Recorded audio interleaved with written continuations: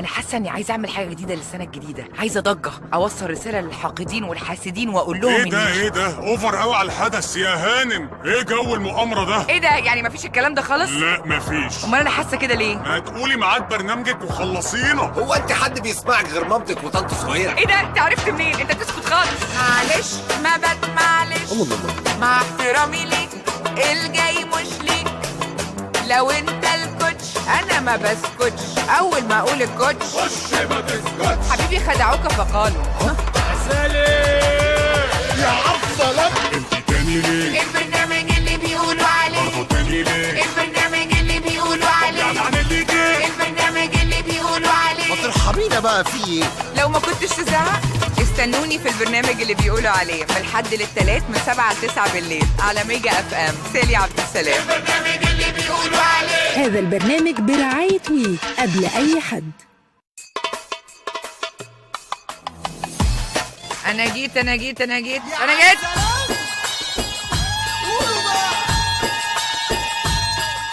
هو أنت حد بيسمعك غير مامتك وطنط سهير؟ موجع جدا والله العظيم. بس يا جماعة يعني مساء الفل ومساء البهجة ومساء كل حاجة حلوة، وانت تاني ليه؟ على كل المستمعين الحلوين مستمعين ميجا اف ام، هابي نيو يير. مش هقول اكتر من كده، الحقيقة الواحد محتار هيعمل ايه ولا ايه. يوم الحد هيكون معانا هتجيب التايهة. خلاص؟ ايه بقى هتجيب التايهة دي يا ست سالي؟ وطبعا مش هشيلكوا انتوا الكوتش، انا عارفة ان هي هتبقى بالنسبة لكم مضلعه. انتوا بتحبوا تقعدوا ايه تحلوا وتخش في مشاكل غيرك، واحنا كلنا كده يعني، الاغلبيه كده، او انا كده كمان على فكره. انا مش بنت غلسه قوي على فكره، يعني عارفه مذيعه غلسه قوي، لا بس دي حاجه حلوه على فكره. احنا النهارده هنجيب التايهه ايه؟ داخلين على 2021 ولسه في ستات بتصدق الرجاله. تعرف ايه عن الراجل المصري؟ بس انت هتجيب التايهه ولا لا؟ عايز اقول لكم على حاجه مبدئيا كده، احنا بنتكلم عن شويه من الرجاله ببعض مش الكل، عشان يقول لك انت تاني والرجاله تاني. انا ما قلتش حاجه على فكره. وايه التشابه اللي هنقوله بين اي راجل بيسمعنا، فيعني اللي هو يبقى من وحي خيالك. انا ما جيتش جنبك على فكره، خلي بالك. واقول لك على حاجه، لو لقيت نفسك في اللي انا بقوله يبقى مصلحه. والسؤال النهارده اللي هيجيب التايهه، تعرف ايه عن الراجل المصري؟ 1927 ده رقم الاس ام اس. ممكن تكلمونا على 3835 او تبعتوا لنا على الفان بيج ميجا اف ام 92.7. معاكم سالي عبد السلام، ويلا بينا نبدا سنه جديده. كل سنه وانتم طيبين، يا رب دايما في خير وصحه وسلامه وسعاده وكل حاجه حلوه.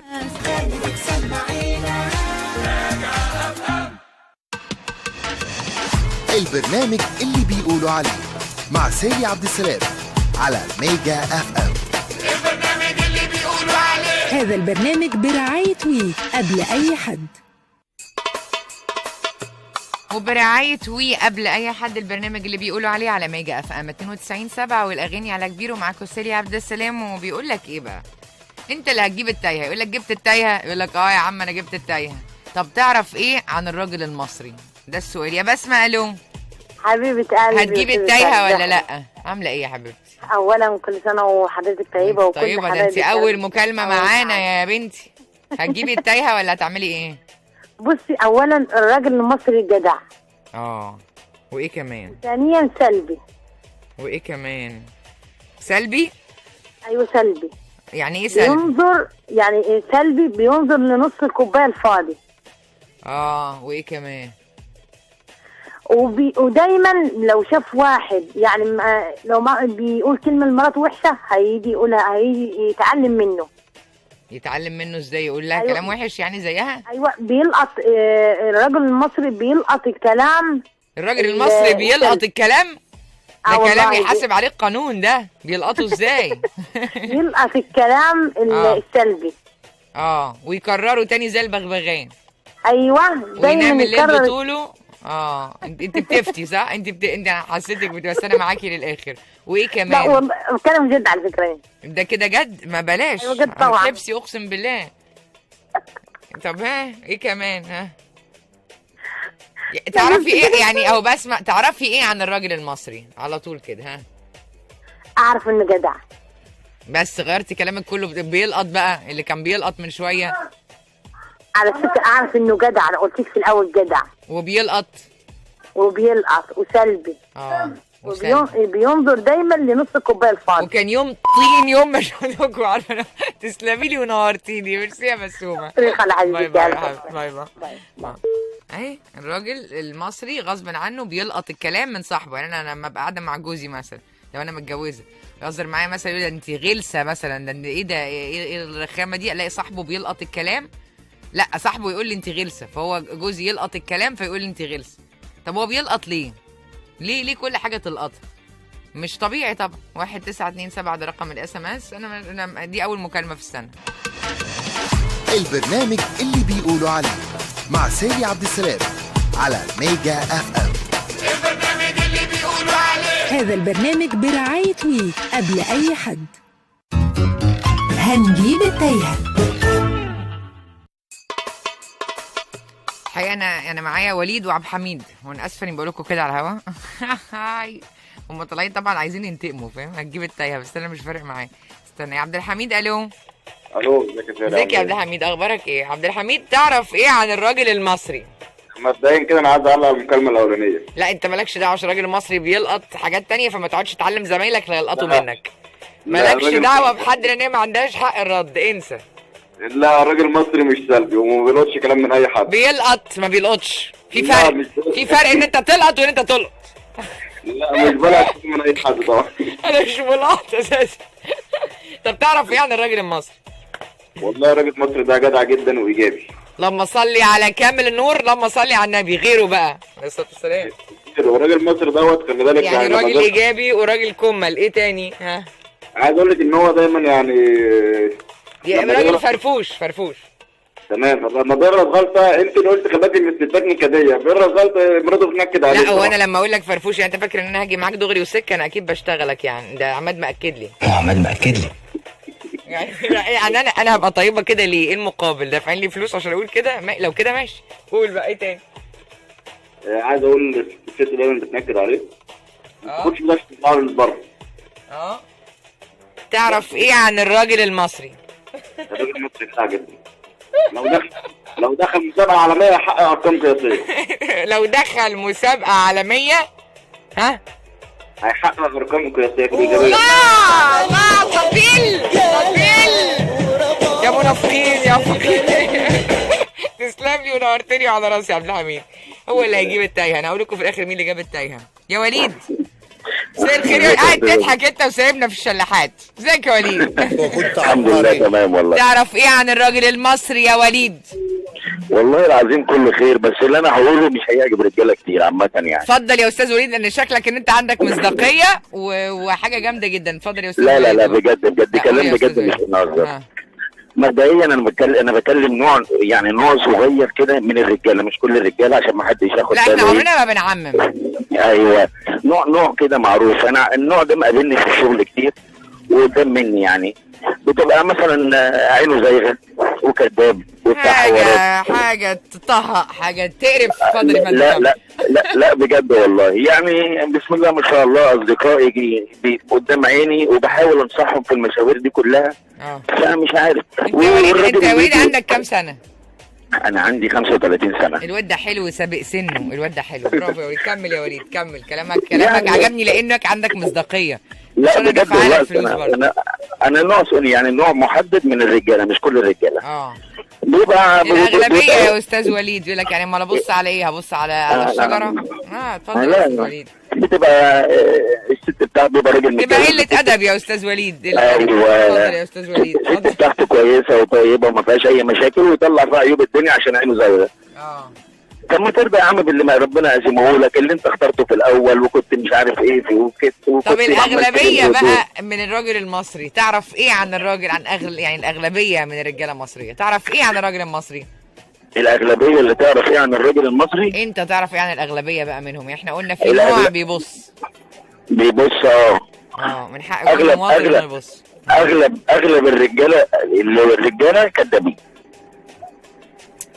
انت راجل تمام. لا بقى لا انت راجل محترم يا اخي. ايه ده انت تطلع معايا كل يوم. انت ما بتجيش يا وليد ليه يا وليد؟ نورتني يا وليد وعلى راسي. شكرا يا وليد. باي باي.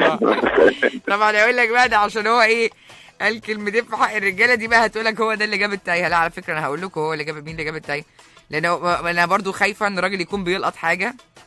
انا همشي طول الحلقه والمصحف بقول لك بيلقط. طب انت ليه قلتي بيلقط يا بسمه؟ ما انت كل ما تقولي كده انا لقنها اهو. طب هي بيلقط معناها لقطتها؟ لا ما هي مش لقطتها دي بيلقط. انا لقطته منك، ده اللي مخيفني. انا عايزك تروق كده وتهدى وما تقرفناش معاك، لان احنا اساسا قرفانين ومخنوقين كلنا والله العظيم. يعني اقول ايه؟ استنى، ايه ده؟ عجبتني دي. بيطلب حاجات كتير وهو قاعد. اعملوا شاي، اعملوا حاجه كلها. ايه ده؟ انتوا عندكم نفس الراجل المصري اهو. احنا عندنا هذا الرجل في البيت. لا ده الفان بيج الناس بدات تتضايق. واو بادي راقي. اوبا رجعنا ليكو. برافو يا بادي. اول واحد، اول فان من الفانز على الفان بيج. برافو يا حبيبي. قال لك اولا استني، هو ليه الكلام صغير؟ وانا ليه مع ان انا اول مصحف كنت عامله الليزك؟ ايه اللي حصل؟ ممكن يكون النور ده اللي ضرب فيا فخليني حوله. اولا تحيه لنجمه مصر اللي مشرفانا. ثانيا دي هبه عبد الله تستظرفي. ثانيا الراجل المصري ده كائن ماله؟ كائن فيه كل حاجه حلوه، بس مشكلته ما يتعاشرش. يا هبه، واحنا اللي عملنا كده مش هما. بنفضل نربي وندلع فيه لحد ما يبقى طفل عنده 60 سنة. والله العظيم. يا لمبي نفسك شوية. برافو يا انت جبتيها فعلا. طفل انتوا عندكم برضو، احنا عندنا طفل عنده 65 سنة. صوتك عشان كل مرة بقعد استظرف اقسم بالله العظيم وبيتنكد عليا في البيت. يعني اللي هو ايه الهبل ده؟ مش كل حاجة بتطلع على الهوا. بس على فكرة دي مصداقية يعني. ما تحاربونيش لاني بقول الحقيقة. اوفر قوي بجد، اوفر قوي. الله وانا مالي يا لمبي؟ انا ما اعرفش حاجه عن الراجل المصري دي نهى، بس عموما الستات كلهم بيصدقوا الرجاله ويشتكوا في الاخر كلهم زي بعض وينكدوا علينا. دي حقيقه يعني. من فضلك عايزين نقول لكذا حد كده. في كذا حد على الفان بيج بتلاقيه، على الفان بيج على الفيسبوك عندك تلاقيها عماله تولول وحزينه. يا عم ما تصالحها ما تقرفناش يعني. ما تصالح ايه حزينه؟ صالحها ما تقرفناش، لان هي كل يوم عماله يا رب مش عارف يهبط عليا من السماء. هبط عليكي جبل سانت كاترين كله، احنا مالنا يعني. صالحها وهي حزينه. لكن تقعد بقى اصل الراجل المصري. طب انت بقى تعرف ايه عن الراجل المصري ومين فيه كل البرنامج اللي بيقولوا عليه مع سالي عبد السلام على ميجا اف ام. البرنامج اللي بيقولوا عليه. هذا البرنامج برعاية وي قبل أي حد. والبرنامج اللي بيقولوا عليه وبرعاية وي قبل أي حد. يقول لك النهارده إيه؟ كل حد يبقى معانا إيه؟ هتجيب التايه. حد فيكم هيجيب التايه. تعرف إيه عن الراجل المصري؟ يا إيناس. مساء الخير. مساء الجمال. اخبارك ايه يا حبيبتي؟ عامله ايه؟ الحمد لله يا سالي. تعرفي ايه يا ايناس عن الراجل المصري يا حبيبتي؟ لا ده انا اول ما فتحت ولقيتك بتقولي تعرفي ايه عن الراجل المصري قلت يا اختي ليه يا اختي ليه يوه ليه؟ تعالي روحي ده انا بحب الراجل المصري ده يا خراشي. اولا انا بحيي الاستاذ وليد لان يعني بصراحه شاهد من اهلها. اللهم صل على النبي يا استاذ والله العظيم. استني نديله تحيه. يا عم سلام. برافو يا استاذ وليد. هو اللي جاب التايهه. ما هيقولوا ان انا بطبل له انا وانتي بقى. لا هو واحد معاهم وممكن يبقى استاذ وليد واحد منهم اساسا وطلع بيعمل كده عشان يبنط عليهم. انا خايفه يا استاذ وليد بس انا لازم. ما هو قال عشان حرام طبعا. بس انا لازم ادي كل الاحتمالات يا استاذ وليد لان انا مذيعه. الايه؟ ما قابلناش الحلوين لسه. يمكن احنا والله حظنا يعني هم قله شرذمه قليله. انت عندك كام سنه وانت ما قابلتيش الشرذمه دي؟ عندك كام؟ بصي انا واحده تقول لي بيلقط والثانيه تقول لي شرذمه. انا مش عارفه شرذمه من الرجال. انتوا سايبينكم عايشين كده ليه؟ انا والله على نفسي اسال. الله وانا مالي يا لمبي؟ قالي على كائن يتغذى على تجميع الصفات السيئه. عندك كام سنه؟ انا 30 وبتقولي كده؟ لا عادي. ما قابلتيش ولا راجل كويس اللي هم مش مفهوش؟ والله بشوفهم من بعيد. باي كده يا نحله لا تقرصيني ولا حاجه. طب ما تقولي له تعالى خد اما اقول لك يمكن يبقى عندك حاجه جوه وانا ما اعرفش. خد عارفه زي ما انت بتعملي. خد تعالى ما اقول لك لا هكلمك بالشياكه. بس بتعملي كده وتجري. طب ما مش هتتجوزي هتفضلي قاعده جنب اختك كده. هم بيفكروني بايه دايما. إيه؟ عارفه مسرحيه الاستاذ محمد صبحي في الهمجي اما كان يقولك لا تكذب وتبقى كل القصه انه بيكذب، لا تخن القصه كلها تكلم يا ابن الشعب، فما قول قول عايز تقول لي ايه؟ ان هو ان هو في الاخر بق بيتحرك، عارفه اللي هو ايجيبشن هيبص بس كده شكرا باي باي. يعني انت رايك كده بجد؟ طب ما هو سامي، ما هو طلع برضه سونيا، ما قال لك شفت الدبوس يا مرسي؟ لا والله في رجاله مصريين زي الفل بصراحه. لا يعني بشوفهم مع ناس بيتعاملوا في مواقف. تدي باباكي كام في المية؟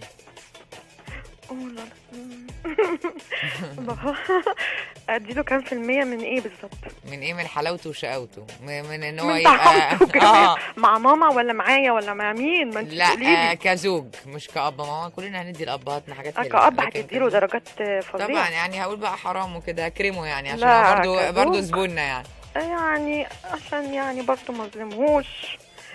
قولي 50% يوم ما نجحوا. ده كده عشان ما تظلموش؟ ده انت ظالمه. لا معقوله؟ اصل انا يعني وانا بقول لك اهو يعني لا والله مش ظالمه. هو مش انا بقول لك من بعيد شفت في ناس فعلا الا من رحم ربي، في ناس كويسين طيب وفعلا بيبقوا مع اهاليهم ومع زوجاتهم. عارفه اقول لك ايه يا سالي بالخلاصه؟ اللي يكون اتربى في بيت اهله علموه ان الرجوله مش معناها تحكيم الراي وتنفيذ احكام. برافو. الرجوله مش ديكتاتوريه، الرجوله ادب، مش هز كتاف يا حبيبي منك له. اللي هو انت بتقولي هنعدي الشمال، لا هروح اليمين عشان انا راجل. يحرق لك دم. لا عشان هو جامد برضه، خلي بالك هو راجل. طب والله لا يعني فعلا يعني الرجل المصري متحكم. هو اتربوا تربيه مش سليمه في ناس كده، فلا. تعرفي ايه عن الرجل المصري؟ اعرف زي الفل. متحكم. هقول لكم مين اللي جاب التايه. نورتيني وربنا يهديهم على راسي. ماشي يا اختي ويهدينا. باي باي. باي باي يا روح. باي باي لك ويهدينا. رواء بسلم عليك يا حبيبتي. نوسه الحمد لله يا رب اللهم بارك. وهبه بسلم عليكي. ومحمد شعبان الحمد لله اهو بعمل الاثنين انا كمان والله العظيم، مش لا بس الحمد لله اللهم بارك احسن من ما فيش. مصطفى الراجل المصري في المجمل حنين، بس في رجاله مش كويسين ولا حتى يطلق عليه راجل. ده خلاصه الحكايه. الله دي خلاصه الحكايه، جبت من الاخر يا ابني والله. محمود الصعيدي بسلم عليك. وهبه بسلم عليك. وداليا بسلم عليك. وشوشو بسلم عليك. كلكم بسلم عليك. البرنامج اللي بيقولوا عليه مع سالي عبد السلام على ميجا اف ام. البرنامج اللي بيقولوا عليه. هذا البرنامج برعاية وي قبل اي حد.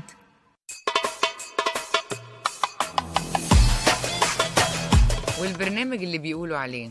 والنهارده هنشوف مين اللي هيجيب التايهه. تعرف ايه عن الراجل المصري؟ 1927 ده رقم الاس ام اس. ممكن تكلمونا على 3835 او تبعتوا لنا على الفان بيج ميجا اف ام 92.7 او على تويتر هاشتاج البرنامج اللي بيقولوا عليه. يا رواق. الو. ازيك يا رورو؟ ازيك يا حبيبي؟ هابي نيو يير يا حبيبتي. هابي نيو يير ومبروك. الله يخليكي. الله يبارك فيك يا حبيبتي. كده ايه الشتان اللي انت عاملاه ده؟ هناك هاديه وعاقله مركزه عشان التلفزيون ما فيهوش تهريج. التلفزيون المصري كمان بالذات لازم نبقى ايه هاديين ومثقفين وعاقلين، وهنا نتشعنن ونتجنن وعادي جدا فاهمه. الله وانا مالي يا لمبي. حتى شفت طول الصوت. لا ده انا بتحول. عامله ايه؟ اخبارك ايه يا حبيبتي؟ انا تمام الحمد لله. انت تمام؟ الحمد لله اللهم بارك. ما شاء الله في صحه ونعمه. قولي لي بقى تعرفي ايه عن الراجل المصري؟ ديكتاتوري. يعني ايه؟ لا فسري لي اكتر. ما بياخدش راي حد. هو اللي في دماغه بيعمله على طول اوريدي، اللي هو انت بالنسبه له كائن مهمش. ده بابا ولا بنتكلم على حد تاني؟ احنا كده مع الراجل المصري ما تغلطيناش. ما انت مش عايزه كنت كل مره تطلعي معاها على الهوا تضربي علقه. انت ما بتحرميش؟ هو انت يا ابني ما بتتوبش؟ ايه؟ انا ما حدش بيسمعني. انا ما حدش بيسمعني الا مامي وطنط سهير. الجينيوس بتاعنا هو اللي هيخلص. يعني ليه ديكتاتور؟ ما اعرفش، هم كده تقريبا. ايه تركيبتهم كده. هم كده لوحدهم.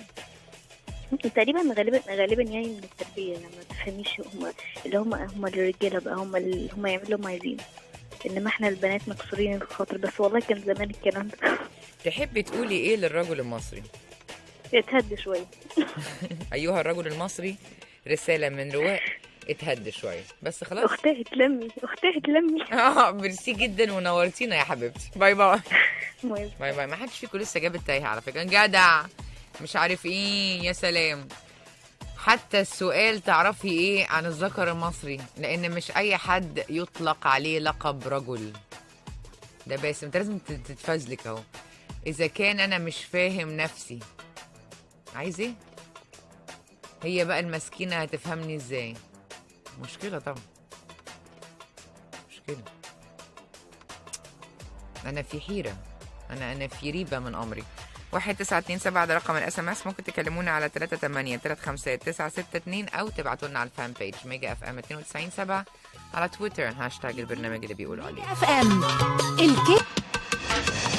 البرنامج اللي بيقولوا عليه مع سالي عبد السلام على ميجا اف ام.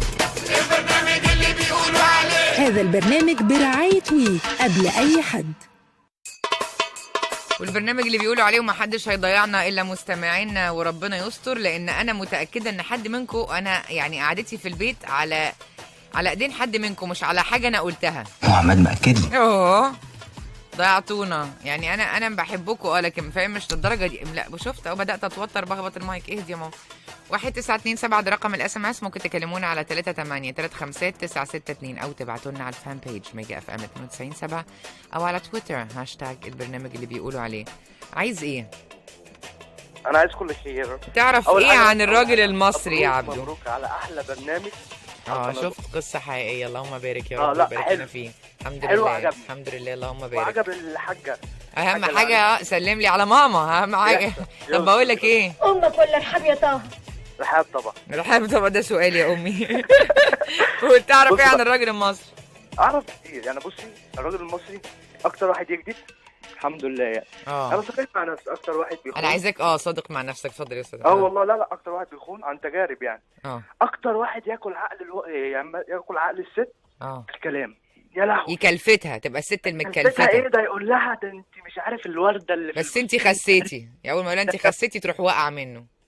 وبعد ما تقع منه طب يلا بقى عند امك بقى، يلا مع السلامه. بس روحي عند مامتك. عند مامتك. لا الراجل المصري عندنا يعني في مميزات بس عيوبه كتير. مميزات بس عيوبه كتير. تفتكر لو اشتريته يشتريني؟ تفتكر لو اديته اول اوف مي يديني اول اوف يو؟ لا ما يديش. اول اوف هيم ما يدينيش صح؟ فخليني مع نفسي. قلبه بيسع ناس كتير قوي في حياتي. قلب خصايه. لا قلبه كتير قوي بصراحه يعني. لا بصراحه عن تجارب والله العظيم. لا فعلا احنا في عالم تاني. شكلك انت اللي هتجيب التايهه يا فاشل، ما حدش عارف والله. لا والله العظيم زي ما بقول لك كده فعلا الراجل عندنا بيبقى يستقبل. اهم حاجه المصداقيه. المصداقيه فعلا والله. طب انت عارف انت ايقاف صح. لا ثقه برضه. ثقه. فاكر؟ انا فاكراك وانت صغير كنت بتكلمني. انت عندك من كام سنه؟ 7 سنين مثلا. كنت طفل لسه وما زلت برضه بس يعني. ما زلت ايه؟ واحد عنده 22 سنه ما زلت ايه؟ يعني او 22 سنه دي يعني انت بقيت قد ايه مثلا؟ وكنت عبقري. طفل يا حبيبي، طفل. طفل احباب الله. اقدر ارفع قضيه مثلا. باي باي طفل. تقدر تطلع رخصه، تقدر تجيب تلفزيون، تقدر تجيب ثلاجه، تقدر تدفع قسط الاباجوره. يلا حبيبي من هنا. باي باي. والله نصيحه. لا ثانيه بس نصيحه والله. نصيحه بلاش نلعب ببنات الناس. والله العظيم بلاش نلعب. انا ما بحبش اصلا الراجل اللي يفضل يلعب ببنات الناس، يفضل بقى يعشمها بحاجات. بص البنت بتقع بسهوله يعني. البنت مثلا انا لو جيت قلت لها كلمه بحبك دي اصلا كبيره قوي. ما ينفعش اقول لها انا بحبك وانا اصلا ما بحبهاش. ما ينفعش. البنت بتتعلق. فبجد والله العظيم انا عن تجارب ما ينفعش انا اقول لبنت انا ما بحبهاش بحبك. سلام يا عبد السلام. اول مره تبقى عاقل. لا خلاص اديتك 42 سنه. احنا بنستهبل. انا كشاب بشوف اللي حواليا وبشوف زمايلي وبشوف بتاع. لا اللي بيحصل ده استقبال. وعارفه بقى المصيبه الاكبر ممكن البنت تبقى عارفه ان هو بيضحك عليها. ده بقى اللي بيصدمني يعني. بس عايزه تسمع كلمتين حلوين. ممكن يكون جوه البيت مفيش كلمتين حلوين. الله ينور عليك بجد والله. انا بستغرب قوي. بستغرب في الجامعه عندنا برضو يعني. لا حول ولا قوه الا بالله. نورتني. شكرا يا عائل يا فاشل. ميرسي يا عبدو. ميرسي خالص. شكرا يا عبدو زيدان. الله يبارك فيك. تسلم لي وعلى راسي يا حبيبي. باي باي. باي باي. لا قال كلمتين حلوين اهو. 22 سنه بيقول لكم الرجل المصري نكدي ونداب. ده رقم اخره 117711 يا جماعه. لو حد يعرفه يقول. في حد بيقول لي اعرف انه كويس. تعرف ايه عن الرجل المصري؟ حد بيقول لي ايه؟ حتى السؤال تعرف ايه؟ انا مش هقول. انا هضحك بس. معقول. طيب تعرف ايه السؤال؟ هو تعرف ايه عن الرجل المصري؟ هي معروفة، هي ملهاش. 1927 ده رقم الاس ام اس. ممكن تكلمونا على 3835962 والبرنامج اللي بيقولوا عليه برعاية وي قبل اي حد يتعلموا. البرنامج اللي بيقولوا عليه مع سالي عبد السلام على ميجا اف ام. البرنامج اللي بيقولوا عليه. هذا البرنامج برعاية وي قبل أي حد. وبرعاية وي قبل اي حد البرنامج اللي بيقولوا عليه. هو الاغلبيه رجاله، انا مش عايزين تتخانقوا معايا ولا ايه؟ بس على فكره انا ما بخافش. ها انا بس عايزه اقول لك على حاجه منك له. خلاص يا لمبي نفسك شويه. هي يا حبيبي الحلقه جت كده. ها ايه في ايه؟ ايه في ايه؟ بيخوفوني تحت الهوا. محمد مأكد لي ما بخافش، بس ممكن نجيب ورا بالشياكه. وكنت عبقري. بيقول لك ايه بقى؟ بيقول لك تعرف ايه عن الراجل المصري؟ النهارده في فقره هتجيب التايهه. مين اللي هيجيب التايهه؟ محدش فيكم جاب التايهه لغايه دلوقتي. 1927 ده رقم الاس ام اس. ممكن تكلمونا على 3835962. يلا بينا. الو. الو. عايز ايه؟ مساء الخير. مساء النور. انت مين؟ انت احمد. ايوه. تعرف ايه عن الراجل المصري يا احمد؟ هو انتوا ظالمينه ليه الراجل المصري؟ لا انا بسال الاول لسه. واحنا لعلمك يعني احنا عمرنا ما ظلمناه. هو اللي حتى سوسن الزرافه حضرتك لما جابوا لها زرافه طلع الذكر طلع صغير وفي الاخر مات. لكن احنا ما جيناش جنب سوسن، يعني انت فاهم؟ انت داخل حامي ليه؟ انا اللي داخل حامي؟ انا ما بخافش. كلاوي الجينيوس بتاعنا هو اللي هيخلص. تعرف ايه عن الراجل المصري؟ والله كويس وحبوب ومحترم. كويس وحبوب ومحترم. وايه تاني؟ واكتر واحد بياخد على قفاه. الراجل المصري بياخد على قفاه؟ وبالذات منكم انتوا. ليه؟ هو انت عندك كام سنه طيب؟ 33. انت متجوز؟ لا. كنت ولا خاطب. طب كنت خاطب ودوك شبكتك وطردوك بره؟ لا هي موضوع الشبكه كان فاشل. لا ما انا عايزه افهم اكتر. ما انا بص ما بحبش تقطيع الكلام ده لان انا مش هسيبك، فاهم؟ انا ما بزهقش. انا ما ورايش حاجه يعني. انا بعيد عنك قاعده على الهوا وزهقانه. ايوه طيب. هو بعد ما اتفقنا على كل حاجه رحنا وكل حاجه اتلككوا ما تعرفيش. طلباتهم زادت وقلت ماشي، وبعد كده ما حصلش نصيب. يعني فشكلنا. يعني ايه؟ كنا رايحين نقرا فاتحه وفشكلنا في نفس الوقت. يعني طب باباها قال لكم يلا خدوا حاجتكم مش اطلعوا بره؟ بالعكس بابا كان قاعد يبقى الست مامتها هي اللي ماشيه البيت. شفتي بقى؟ ده انا طالما مامتها باباها قاعد هادي. الراجل مظلوم عشان خاطر مامتها. هي الستات هي اللي بتمشي كل حاجه. طب انت لما مراتك تمشي كلمتها عليك هتعمل فيها ايه؟ لا ما عنديش مبدأ المد بايدي. انا ما عنديش يما ارحميني في الاحترام. يا لمبي نفسك شويه. وهتلاقوه بيخاف من مراته وبيروح الساعه 8 وما بيقعدش على القهوه مع اصحابه. لا بالعكس والله. ده انا اكتر صحابي بيقعدوا على لغايه بعد الفجر نلعب بلاي ستيشن. ومراته ما بتكلموش تديله كلمتين في جنابه؟ يعني ما تخلي عندك دم وترجع يعني. مفيش الكلام والله العظيم. ممكن تسلط عليه بنته وبتاع. ما تكلمي بابي قولي له ان انت وحشتنا يا بابي. بالظبط. تروح ملبسه البنت وموقفاها كده تقول لها روحي اخرجي مع بابي. بابي ايه؟ لا انت جايبه البنت ليه؟ انا مش عايزه اخرج مع البنت. تقول له بابي هاجي معاك يا بابي. روح طب والله ما انا خارج يا شيخ. يلا انت ومامتك خشوا. طب ما يعني الراجل المصري مظلوم. بالظبط. طب يعني لو قلت لك ان هو مثلا ايه احلى حاجه في الراجل المصري بالنسبه لنا؟ كشاب مصري. انا برج العقرب ده اول حاجه. انا نفسي بيعرفوا بنفسهم برج العقرب. ما انا برج العقرب. ايوه فين بقى؟ اديني التميز. وكنت عبقري. اديني التميز. التميز اللي انا بحب بجد وفي الاخر باخد على دماغي. ده العقرب؟ انت كذاب. انت كذاب يا لمبي. وانا جايه من هناك وبقول لك انت كذاب. لا والله ممكن. ده بينتقم وما بيسيبش حد في حاله. ده برج العقرب ده ما سابش بني ادم في حاله. بالعكس والله ما بحاولش ان انا انتقم. انت ما جبتش التايهه. لا بس هو انت مظلوم. انت احمد انت تكلمني بعد كده لان واضح ان انت عندك مواضيع كتير. واضح انت عايز تحكي ومش لاقي حد تحكي له. وانا وانت زهقانين فاحنا ممكن تقعد تحكي لي للصبح. مش مهم اترفد مش فارق معايا. لا لما لقيت الاخ اللي هو بيكلمك قبليه على طول. لقيته بيقول لك عبده قال لك بيضحك عليهم. اصل احنا بنضحك على البنات. لا ده بالعكس، ده ممكن البنت تعرف واحد. طب انت خدت شبكتك وانت ماشي؟ خدت قال لك خدت البسبوسه؟ لا سبتها حتى والله. البيبس ما خدتش بق، رحت ما ماشي. خدتش بق، حتى كوبايه المانجا ما شربتهاش. كانوا حاطين مانجا؟ لا يبقى الناس دي كويسه. تسلم لي ونورتني على راسي. شكرا يا احمد. باي باي باي باي. كانوا عايزين ياخدوا الشبكه لكن احمد ما سكتش. الو يا خالد، هاي هاو ار يو؟ الله يخليك، عامله ايه؟ الحمد لله. الله يخليك، انت عامل ايه؟ هاو ار يو؟ هاو ار يو يا قمر؟ فاين ثانك يو. قولي كده، قولي ام فاين ثانك يو.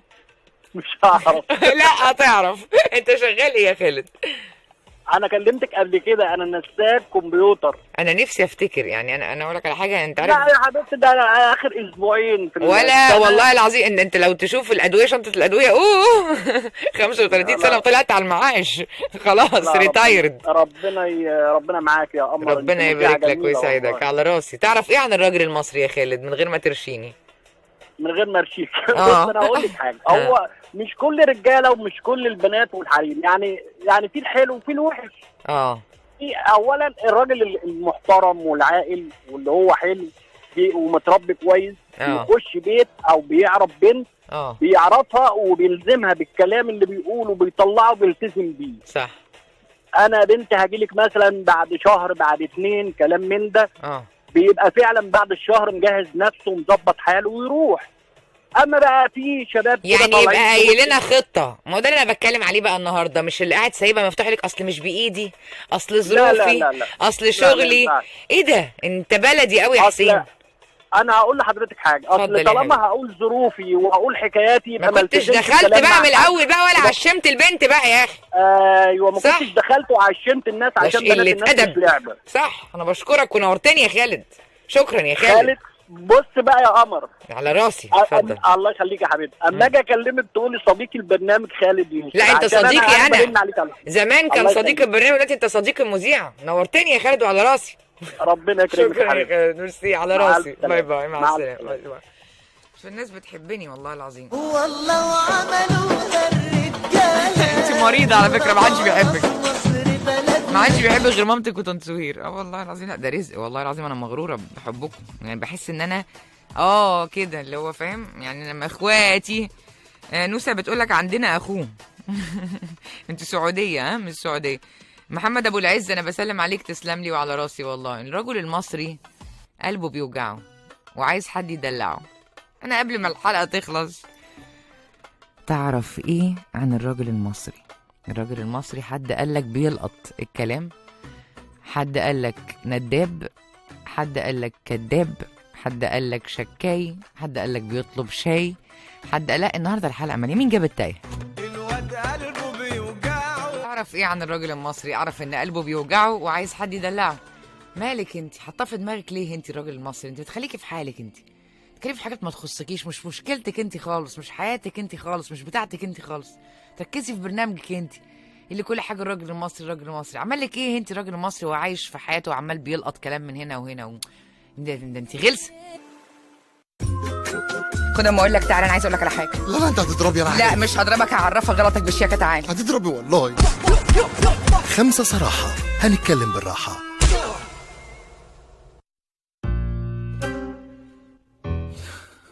كلكم قلتوا عن الراجل المصري. مين اللي جاب التايه؟ انا النهارده عجبني كلام عبده جدا، ما تزعلوش مني جدا، وفتح علينا محاور. عبده اللي جاب التايه، مع انه فاشل بس هو اللي جاب التايه. والله لا اديك سلام يا عم. سلام. قولوا بقى. حد يقول لي رجاله وستات المصريه الاثنين عكنانه. يلا مش مهم. يلا كذاب وب100 وش ومراوغ وملاوع ومغرور ومتسلط وفاكر نفسه ما حصلش، وده عن تجربه. جربتي ايه في الراجل المصري؟ انا جربت عن تجربه. جربتي كام راجل مصري عشان نقول نعمم كده؟ الراجل المصري الجدع بيبقى جدع قوي يعني. بص مش هقول لك غير كده. اللي مش بيبقى مش ما تعشمش بنات الناس كراجل مصري وعايز تلم حواليك وفاكر نفسك برطمان مربى. مامتك بس هي اللي وهمتك بكده، لكن احنا مش شايفينك مربى. انت عادي. التين قبل ما يفعصوه عشان يبقى مربى ما فعصوهوش لسه. عيب. احترم نفسك. بص احنا بنصفي حسابات على الهوا. لا اعرف عن الراجل المصري لما بيبقى طيب بيبقى رزق، بيبقى حنين وجدع وشهم وما حصلش. في راجل بقى نص لبه، انا كنت بقع في النص لب، اللي هو بقى لا هو قد كلمته ويقول لك اول ما ايه كل ما اجي اخد خطوه لقدام ترجعيني 100 لورا. حركات قديمه قوي، عارف اللي هو مش عارف هو عايز ايه، مش عارف هو هيجي ولا مش هيجي، هو عايز يتجوز ولا مش عايز يتجوز، وعايز يعرف ولا مش عايز يعرف، ملاوع ومراوغ ومش سهل. الرجل المصري الأغلبية بقوا مش سهلين، دي حقيقة ودي حاجة تزعل. تلعبش ببنات الناس لو انت مش عارف انت هتعمل ايه. تغلسش على مراتك عشان انت مش عارف آخرة العكنانة دي ايه. ما هي ممكن تلبسك الحلة مثلا، بيحصل أحيانا. ما تعمليش بس فيها مش عارف ايه. الرجل المصري أحسن راجل في الدنيا، ده اللي أعرفه على الرجل المصري. تحية وسلام وتقدير وتعظيم للرجل المصري. الرجل المصري الكدابة مطبلاتية. الرجل المصري دي حقيقة. أنا ناقصة مشاكل، هيحصل لنا مشاكل، هيحصل أكتر من كده يا أخي. كمان شوية هيكون معاكم محمد فهمي. انبسطت جدا، عرفت ان هو ميعاده ورايا على طول، ما كنتش اعرف لان انا طبعا مش دريانه بالجريد، عارف اللي هو تايه في بلاد الشوق. فمبسوطه جدا يكون معاكم محمد فهمي. كلموا بقى في كل حازم انا بسلم عليك. تعرف ايه عن الرجل المصري؟ اعرف ان الرجل المصري امور يا استاذ حازم. زي القمر. مبروك يا فهمي، مبروك. بقالي 5 سنين ما شفتكش، 10 العمر بدأنا مع بعض، ربنا يكرمك. ويا حازم يا طه على راسي وربنا.